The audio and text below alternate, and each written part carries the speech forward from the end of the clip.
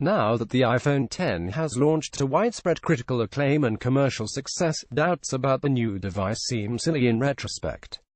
But as confident as many Apple fans were about the future of the iPhone, Apple itself wasn't sure that it was going to be able to pull off the most drastic redesign it had ever attempted. In an interview with T3 this week, Apple Senior Vice President of Worldwide Marketing Phil Schiller said that the iPhone X was probably the boldest of the things we've done, which is quite a statement coming from an Apple executive. One of the most controversial changes to the iPhone X prior to the phone actually launching was the removal of the home button. Apple certainly wouldn't be the first phone maker to do away with a physical home button, but Apple knew that if it was going to commit to an all-screen design, sacrifices would need to be made at the time. At the beginning, it seemed almost impossible. Not just almost, it seemed impossible. And to pull off what feels impossible and make it possible, and not only that, but just something we love using, is just a great achievement.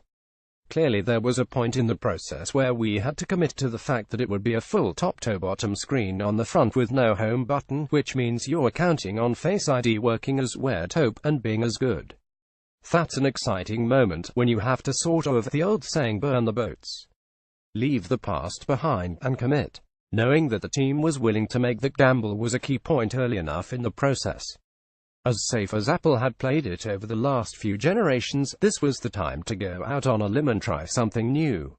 And from Apple's perspective, the gamble paid off. Schiller says that one of the more encouraging signs is the fact that it doesn't take users very long to become accustomed to the iPhone X. Most people are comfortable with it within minutes, 30 minutes, whatever. It's not the kind of thing you have to live with for a week or two to get used to. It doesn't mean, we've still got muscle memory sometimes and we might try to do something and we remember, oh no, that's not how you do it. You want to swipe up on an iPhone 8 or 7, or on an iPad, and no, it doesn't work that way.